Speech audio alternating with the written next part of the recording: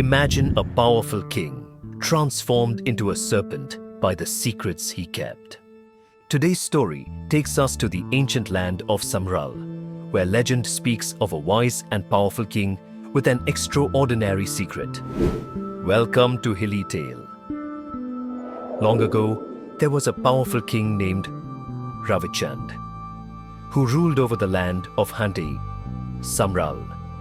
Ravichand's kingdom was prosperous, his people were happy, and his reign was envied by the nearby lands. His palace was situated near the sacred river, Tisang, which the people believed to be the home of powerful water spirits. Ravichand himself was often seen by his people as blessed by these spirits, as his wisdom and strength seemed to come from a force beyond that of an ordinary man. Every day, the king would leave his palace and walk along the banks of the Tisang River.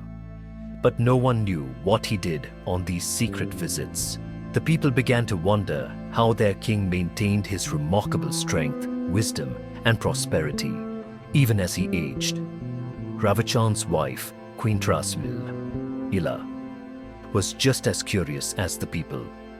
Although she deeply loved and trusted her husband, a part of her always wondered if he possessed a secret power or knowledge hidden from even her. One morning, Queen Ila decided she would finally discover her husband's secret. She quietly packed a small bag of rice husk, poked a tiny hole in it, and slipped it into the king's belongings where he wouldn't notice. She knew that as he walked to the river, the husk would leave a faint trail behind him. Once Ravichand set out for his daily visit to the river, the queen followed him from a safe distance, careful not to reveal her presence. When she reached the river, she hid behind a dense thicket and watched the scene unfold before her eyes. To her amazement, she saw King Ravichand kneel before a large flat stone near the river's edge. There, he whispered an ancient chant, words that seemed to reverberate through the trees. Then, something incredible happened. Ravichand stepped into the water and emerged as a massive, majestic serpent, his scales glistening like jewels in the sunlight. He swam gracefully through the river, collecting fish and laying them gently on the banana leaves he'd prepared. When Ravichand finished, he circled the stone, warming his serpent body in the morning sun. Queen Ila could barely contain her shock. Her husband, her king, was a serpent.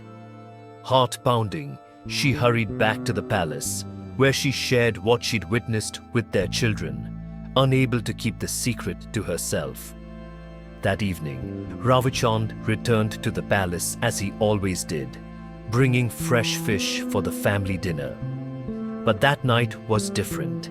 His family did not touch the food. They simply stared at him, a mixture of wonder and fear in their eyes. Ravichand knew immediately that they had discovered his secret.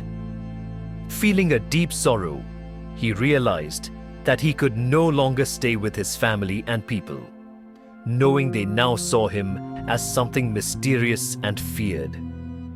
In the quiet of the night, Ravichand gathered his belongings, left his palace, and silently made his way back to the river. The next morning, the queen and their children found his chambers empty. Word quickly spread, and soon the entire kingdom was mourning their beloved king's disappearance. Following the faint trail along the river, villagers discovered his crown, and a staff left near the riverbank. But Ravichand himself was nowhere to be found. It is said that Ravichand, the king who became a serpent, swam upstream to the ancient lands of the Sumara Oddity people.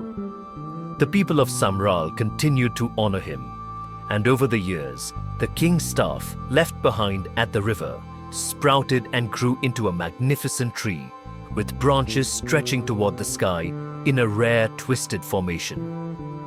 Though the tree eventually disappeared, the large stone where Ravichand warmed himself remains on the riverbank to this day, a silent reminder of the wise king who became a serpent. Today, This legendary stone stands as a cherished symbol of Samral's rich heritage and an enduring tale passed down through generations.